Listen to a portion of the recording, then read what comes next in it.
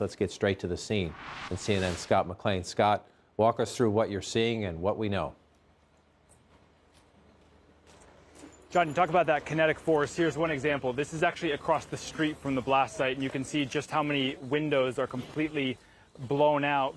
Barely any survived. People are living in that building, trying to make sure that their apartment's sealed in. This is the actual blast site itself. This is a building called the House of Officers. It's a concert hall, and you can just see the incredible force that this missile strike would have had.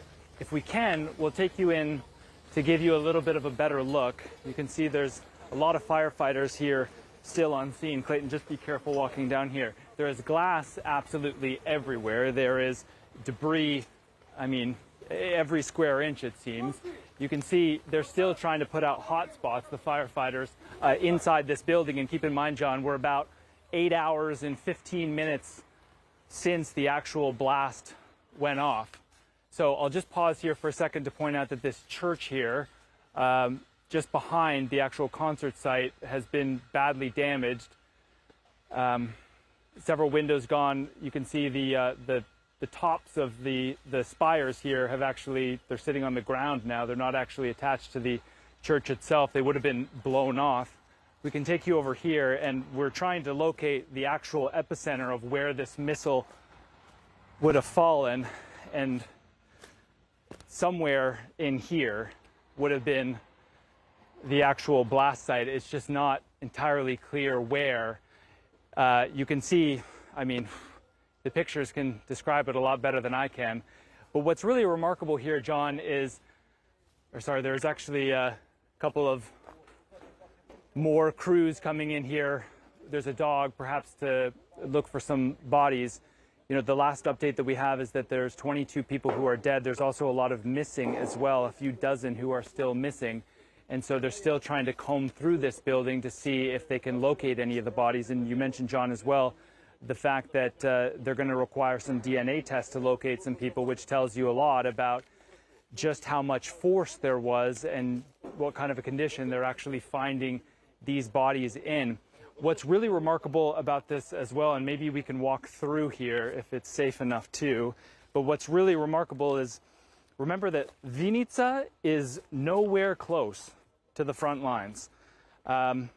This is a place where a lot of people who live near the front lines, or lived near the front lines, if they're from Kyiv, they came here to seek shelter. This is a place where the sirens often go off, and people don't really pay that much attention because while the airport was struck earlier on in this war, it's been relatively quiet since then. Again, so you look, this is likely where the missile would have actually hit, because this part of the building has undoubtedly sustained the most damage. And if we have time, John, I'll just show you the rest of it. Again, Vinnytsia, we're talking to one woman inside an office building who was inside an office building across the street, which I'll show you in just a second. And she actually told us that, look, she didn't bother going downstairs when the sirens went off because why would she? Vinnytsia's safe. Nothing's really happened here since the war started. And so she was content just to sit in her office. Well, this here, that's her office. She was on the 4th floor of this building. All of the windows, it's maybe 9 or 10 stories high, every single window of this building completely blown out. What likely saved her is the fact that there's obviously a concrete wall there, and the bottom floor of this building, which obviously caught fire, would have actually taken most of the brunt of this strike. And John, this is really what tells the story, I think, the best, is the actual crater of one of these missiles. And I just want to give you a sense of just to give you a sense of scale of how big of an impact that we're talking about. This is concrete, this is asphalt, this is not dirt. So it moved all of this, obviously scarred all of the earth here, and then completely took out this building as well, John. Scott McLean live on the ground for us. Scott, fantastic reporting on the scene, and Please thank your crew as well and keep us posted as we watch the search underway. Again, 22 dead, as many as 40 more still missing. 3 of the dead, the Ukrainian government says, are children.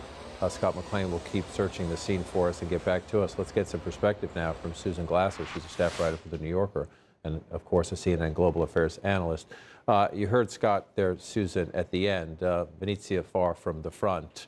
But we have seen at times these, I'm going to call them random, you probably have a better word for it, Russian strikes. The Ukrainian foreign minister says plainly, quote, "This is terrorism, deliberate murder of civilians to spread fear. Russia is a terrorist state and must be legally recognized as such." We have seen at times, at moments when the United States and other Western nations are providing more higher tech, more muscular, more advanced weapon system, Russia lashing out at other places, not just having the fighting in Luhansk and Donetsk. Is that what's at play here? Yeah, I think when people hear war of attrition, they think it's, just two militaries facing each other across a more or less static front line. That is not what this war is. Russia is waging essentially a total war on the Ukrainian people and the Ukrainian country. And, there's no other way to describe it but an act of purposeful terror rather than random terror. I would say when you launch cruise missiles from a submarine, which is apparently what happened here, into a city in central Ukraine, far from the front lines, it is purposeful and it is designed to sow terror and to weaken the resolve and to send a message. And it's a war crime. And it is also, I think, a sign that Russia has become truly a rogue state. Remember that Russia is a permanent member of the United Nations Security Council, attacking civilians day in and day out. This is a particularly horrific attack, but it is not an outlier. It is, in fact, very consistent with the strategy of Russia in waging this war, not just on military combatants, but on the Ukrainian people itself. And to that point, sowing fear, trying to get the Ukrainian people essentially to be wore down, something that Russia has failed for months and months and months now. That has become sort of the strategic purpose of Vladimir Putin, has it not? Well, yes. Also, remember, often there's talk of smart missiles. These are dumb missiles. Russia is throwing its arsenal of weapons, many of them old and outdated, the full arsenal at the Ukrainian people. Putin, in fact, has been determined to show in recent weeks that his campaign is producing some results after the initial embarrassment of the failure of their plan to undertake a lightning strike to decapitate the government in Kiev. And so this is, I think, very consistent with where Putin is at.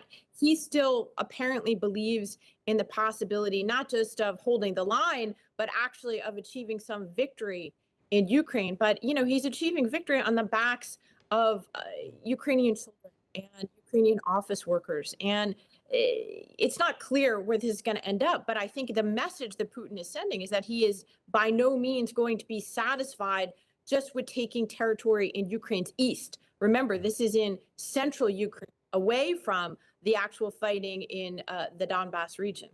Susan Glasser, grateful for your insights. Very important context. Susan, thank you.